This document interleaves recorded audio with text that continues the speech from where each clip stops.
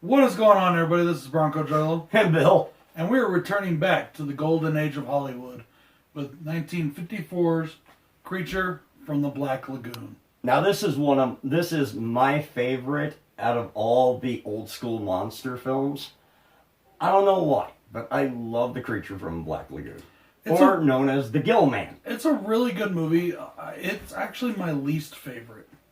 Oh, what's wrong with the Gill Man? It is a really good movie. I really enjoy it. Directed by Jack Arnold and starring Richard Carlson as Dr. David Reed, Julie Adams as Kay Lawrence, and starring two actors as the creature or Gill Man, Ben Chapman and Rico Browning, who did all the underwater stuff. Yep, Ben Chapman did all the land, Rico did all the underwater. Something I found out really cool about that is there were scenes where he had to hold his breath for up to 4 minutes at a time. That's a long fucking time. If you notice in this movie, you don't see bubbles really coming out of the creature. You don't see a lot of cuts either when they were doing those scenes. Yeah, exactly. So, yeah, amazing. You got to be pretty well conditioned to do that. I can't do that. I don't think a lot of people could. You're lucky if you get a minute out of me. Yeah. You know, and I better be moving too, like just sitting there. No. An expedition into Brazil runs across a creature, a prehistoric missing link creature that falls in love with one of the women on the expedition. Kidnaps her, and they have to fight to get her back. Now this creature, as I said, is the missing link between reptile or fish and man. Even though fish and reptiles aren't the same thing, but they talk about it like they are. But it is the whole concept of life on Earth came from the sea originally and evolved to come on land. This is a movie that has had its legacy felt all the way down since 1954. Up to and including what I would consider a flat-out freaking remake in The Shape of Water. Now, I have not seen that movie. Del Toro says that it's not a remake, just influenced by The Creature from the Black Lagoon. But it's you ask me, it's pretty much a remake. He just probably couldn't get the rights to do it. I like I said, I've never seen it, so maybe film. I'll have to. Really good flick. Okay, really I'll have to check it out since I do love The Creature from the Black Lagoon. Technically, it's a horror story, but it also won Best Picture. Oh, I don't really consider it a horror movie. But it's a creature feature, and it's kind of a love story. It's also a love story. But this is it's a little weird. It's got Del Toro's kind of, there's masturbation in it. And there is a very drawn out sex scene between her and the creature. Okay, so, creature feature porn. Pretty much. Awesome. Yeah. But it is a damn good movie. It is really fun. I'll have to check it out. No, it's also funny, too, that even though we don't get a lot of versions of it, in fact, I don't know if we even have a current version of it in this format, it was filmed in 3D. Yes, it was filmed in 3D. To take advantage of at the time, the rise in 3D. Well, actually, at this time, 3D, it was just starting to fall off. It was falling off at that time. They were trying to capitalize on the 3D movement that was going on. It was just starting to fall off, and then it did get re-released, I think, on VHS, they said, with the 3D, with like the black and reds. Yeah. Or the blue and reds, but it didn't really do very well on that format. So. But it is what it is. At least they tried. They were trying to revitalize it, actually. That's why there are certain shots filmed at certain angles and certain things. Yeah. Now, I will say this. When they convert it back to 2D, it doesn't look as bad as, say, like some of the old John Waynes I saw that were from that time period. Or like his Hondo. Hondo was filmed for 3D and it doesn't look great. It's still a great movie, but it doesn't look great in those times where they tried.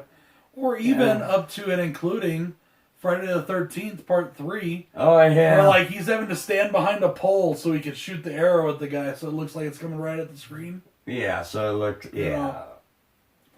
Because you can even see him line himself up when Jason goes to shoot it. Yeah. You can see him line himself up on the pole because the pole has the thing. Yeah. The line for the arrow to go, or the harpoon to go, you know? Yeah, when he shoots it, you'd see it wiggling on the line, too.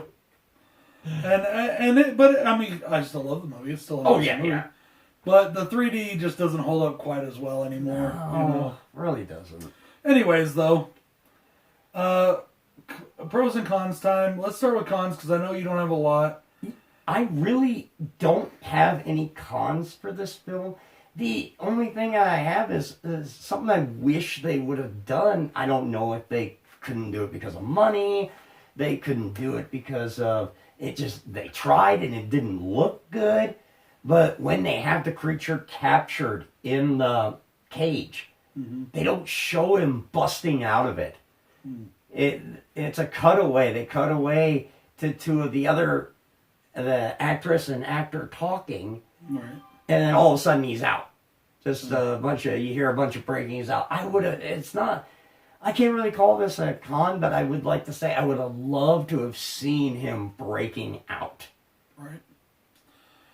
I really don't have a quote-unquote con for the film, but I want to explain, I think, in a way, why this is my least favorite of the films. Okay. For me, even though the film is remarkably well acted, very well acted. Yes. There is, to me, and maybe it's because in the writing, there is, to me, a disconnect between the audience, myself, and the characters. I didn't find myself ever getting invested in the characters the way I did with, say, Frankenstein or even Dracula, you know. Maybe, I don't get into the characters. I'm almost indifferent to what happens to the characters. It doesn't matter to me what happens to them. It's almost like I watch this for the reason why I watch some slasher films. I just want to see the creature rip some shit up, you know. Or why I watch a Godzilla movie. I don't care about a Godzilla movie because I want to fall in love with Godzilla. I want to see him step on some buildings, you know. Okay. But like, so like I said, it's not a con. It's just maybe why it's not my favorite of the films because I really don't feel invested in the movie. Now, I am going to say that I don't feel the same about the sequel. Well, we'll get to that, though. We'll get to that. Yeah, we're only talking the first of all the films first, and then we'll get to the the sequels to everything, you know, after that. Yes. So, but yeah, I think that's really the only. I don't know if it's even a negative. Just it's not a positive. You just couldn't connect. Yeah. Yes. I mean, it's a really good movie. I really enjoy it. Yeah. It's a lot of fun. I just don't like it as much as, say, Frankenstein or Dracula or Mummy. But and I think it may be just the character development. Maybe it's just not to where I would want it to be, I guess. Well, I don't know. I didn't see that myself, but yeah, to each their own. All right, let's get into pros. I started first. Why don't you start with My first pro is the intro to the film. I love how they introduce the movie. Yes. And I love that it merges creationalism, which is the, you know, I'm not going to call it a theory because I don't believe it's a theory, but that's just me. The notion that God created the earth, that God created everything. But it also does involve evolution to a point. Yes, it which does. I honestly do actually believe someone, and not so much Darwin. I don't believe that we came from monkeys, or I don't believe that, but I do believe that people and creatures and things change over time, and we adapt. I mean, that's definitely between breeding and just time itself. It's a dead given. We change. That's just, it's just a given. People live in certain parts of the country and certain parts of in the world are different. Like Eskimos, you know, they say the indigenous population up in northern Canada and all that, like fucking Alaska and shit like that. They are they are built different because of their environment has changed their bodies to adapt. And I do believe that. I'm what is called a creationalist. I believe in the fact that God created us, but I also believe that we do change and adapt and evolve to a point. Yeah. So I like that they mixed the two very well. I liked that they brought both of those things. Like, people talk about the Big Bang. Yeah, the Big Bang Theory. I believe that the Big Bang is when God said, "Let there be light," and bam, stuff happened. There you go. That's just me. I'm not trying to push that on anybody. Don't stop watching my channel and say, "Oh, he's one of them Jesus freaks." You are a freak. I'm a freak for a lot of reasons, and I love Jesus, but I ain't pushing my stuff. It's just I like that about this movie. I thought it was cool. Okay. Okay. That's okay. We can go with that. Okay. My first pro for this film is the location, where they shot this film. They filmed this movie in Wakulla Springs, just south of Tallahassee, and it's a beautiful location. Yeah, I was gonna say too. I love it. I didn't know the name of the place. I didn't know if they filmed a lot on sound stages or not, like they do a lot of the movies. But I loved that they obviously did some outside filming. Yes. They didn't just rig up a fake jungle. It looked good. It looked real. I Googled it to find out, where they filmed this, because I wanted to know. I probably would have if I wouldn't have fallen asleep. I started Googling and I fell asleep.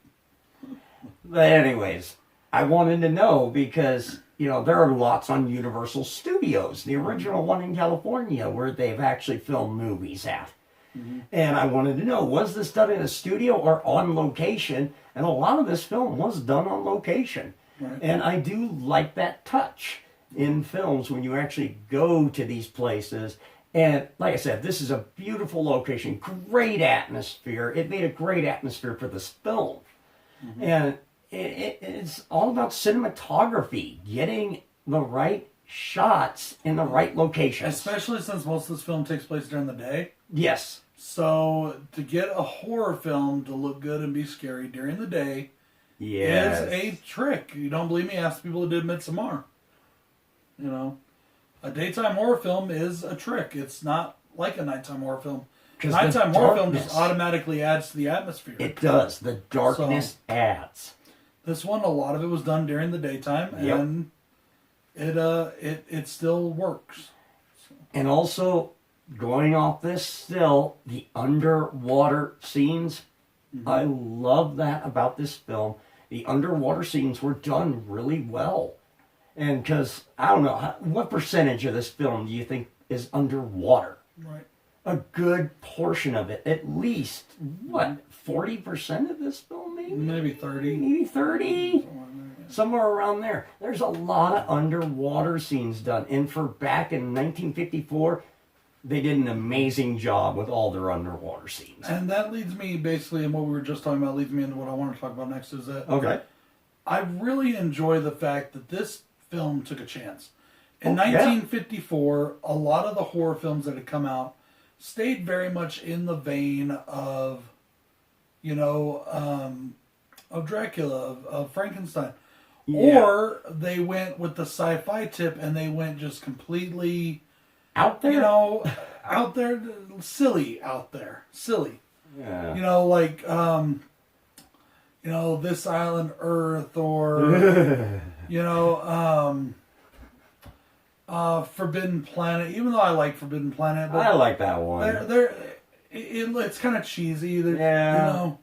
And this Island they Earth didn't go can cheesy. Be yours. They didn't go cheesy right. with it. They didn't go cheesy with it, but they didn't go the safe gothic route for horror movies. Yeah. Even the stuff that was coming out or would be coming out on Hammer within this decade, the beginnings of the Hammer Dracula series, the beginnings of the Frankenstein, the beginnings of the Mummy, the Hammer Mummy, which is a great remake.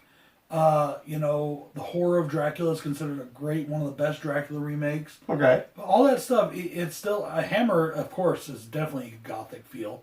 Almost all their films are gothic feel, which I like. I love that because, but I like that they went with something different. They took a chance. They set this film mostly during the day in a swamp type area and underwater and somewhat, but they also didn't make it campy where, like they could have done with the swamp creature or whatever. They could have made it campy and they could have just made it just stupid and ridiculous. And they didn't. They took it seriously. Yes, they did. And it works. And it absolutely, and it's still, like I said, the legacy of this film lasts to this day. One of my favorite shows of all time, He-Man. Yeah. Merman. The character of Merman, even though he's kind of a silly character, he looks like the creature. But his design looks like the creature somewhat. I mean, not totally, but somewhat. He does look like Gilman a little bit. There is, the design of this creature has gone down through the decades. And I really do have appreciation for that. Yes. What do you got next? Okay. Next, I want to talk about the acting of this film. Again, like he said just a second ago, serious. Everybody was serious in this film. They were out there to make a good film. There was no bad acting in this film. I thought everyone did an amazing job. Yeah, they all did a really good job in that. Yeah. The acting is superb. Especially Rico, being the gill man. The gill man. But the underwater gill man. All the scenes that he did as the gill man underwater, man, you could tell this guy has been swimming his entire life. And to do it in that suit couldn't have been easy. Yeah, but even in the suit, you look at him swimming under the water, and he's just amazing. It doesn't look like it's causing him any disorientation. Right. It's just like he's like natural. Even in the suit, it's like it's just natural for him. He did an amazing job swimming in that thing underwater. Yeah, I really enjoyed the acting in the film too. It's very well acted. And I think that, I don't know how the Academy felt about horror movies back then, but I think a few of these Universal movies should have been up for some horror nods. I think so too. You know, I don't know how they felt about it back then in the day, even if it was even then. When did the Academy? I don't know. I think the Academy's been out that long. If I remember correctly, yeah, because the Academy, because back in the 30s they had the Academy, Victor McLaughlin winning one. Oh, so yeah, for The Informer. Yeah, I mean, so definitely yes. I think that this Frankenstein, Dracula, a lot of these movies deserve some acting nods from the Academy. They probably didn't get them, but it would have been cool if they would have. Yeah, it would have been nice. Mm-hmm. Since you got really nothing next, I'm going to say where Frankenstein and Dracula were kind of lacking to me in this department. It was a con for mine. This one... There was one more thing. I'm sorry. Go ahead. Music. They utilized their music score very well in this film. It added to the sense of dread and everything, and the sense of anticipation and foreboding. This movie did that very well with its music score. I love that. That was one thing I had a problem with Dracula and Frankenstein. I didn't think they utilized it well. This movie did. I think, well, the thing with Dracula and Frankenstein 1930 films compared to a 1950s film is in the 1930s, okay, you remember, I mean, this is only about a decade, this is only a decade removed from silent films. But remember, The Mummy, the first Mummy came out very shortly after those two films, and they utilized music a lot better. I'm not saying it did. I'm just saying that in that time period, I think they were trying to put more things on the fact that they could use voices and they could talk and use sound effects. Yeah. So, and because if you know anything about like the silent movies before then, what it would be is they would have a live, in the theater, there would be a live orchestra. Oh, yeah. And they would play music, and then they would put something up on the screen, and the actors would mouth, and the words would come across the bottom of the screen while the orchestra played. Yeah. So they had this ability now to put sound directly in the film. They're like, okay, you know, let's fool around with that. Let's see what we can do. And they really wanted, I think that was a very conscious choice. In fact, they talk about that in Frankenstein, how they made the conscious choice to only put it in the beginning and ending credits. They didn't want any music in the film. They wanted it to be carried on the strength of the actors. Yeah, but still, I think the music really does add to it. No. All right. I do have one more thing I want to talk about. Go. The final thing I want to talk about is Bud Westmore. Now, Bud Westmore is the creator of The Creature. Okay. Now, he's not the person that wrote, but he's the one that designed and created and built the Creature suit. Okay, I see where you're going here. This is a pro of mine as well. The look. Yeah, the Creature looks really good. It doesn't look fake, even though it's a definitely you could. I mean, you can tell it's a guy in a suit. Come on. But in the 1950s, that would have probably scared some crap out of some people. I mean, it didn't. You didn't see no zippers. It didn't look bulky or crappy. And the mouth moved really well. Yeah, everything looked good, and it was done really well, and it was built really well. Yes. And I just got to give him props for that because the Creature suit looked really good. I mean, you look at the Alien suit in 1978. Oof. Yeah. And they didn't want to show it. It didn't even look that good compared to, you know, I mean, and this is It's 2.5 decades later. You think they could have. But that's why they chose in Alien to go the Jaws route. I'm just saying. Because Jaws didn't look good either. If they could build a suit in the 1950s that looked pretty damn good, you think they could have done it in the 70s?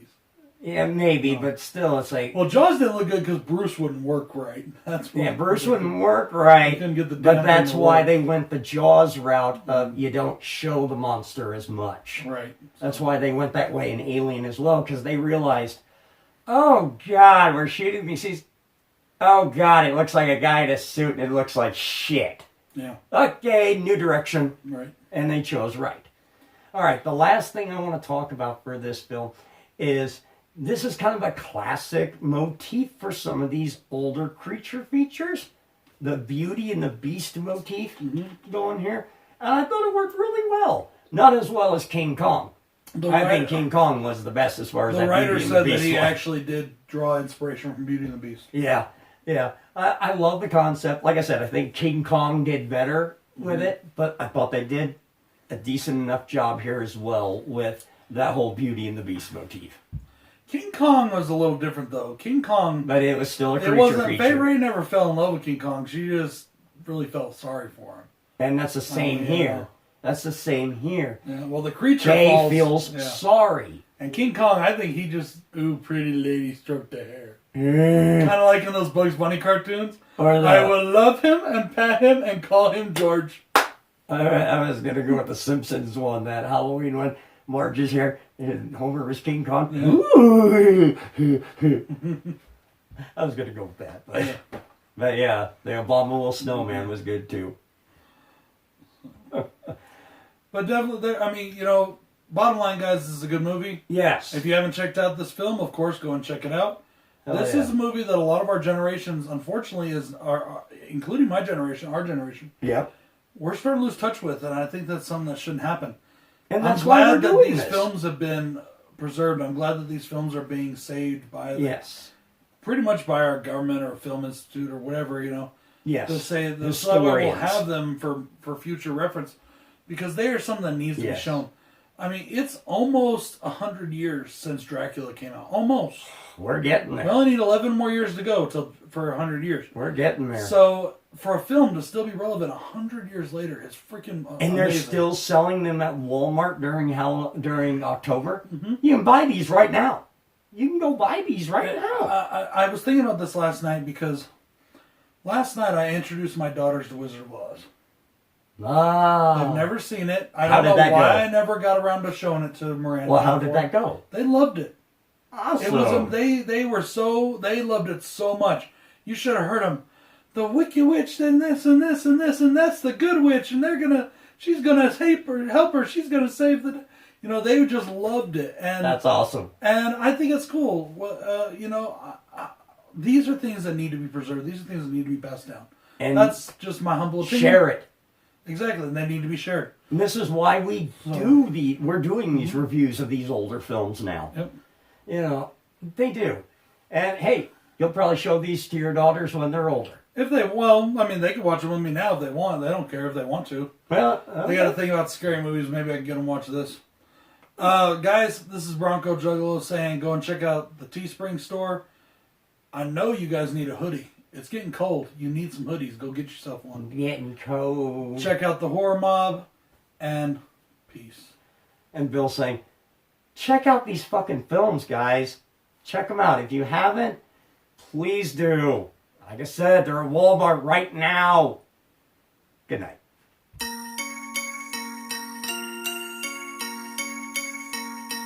Talking about mob shit. Couple $100 grand, ain't much. One phone call, you can get touched. Jimmy gave Tommy a to-do list. Good fellas always got a fool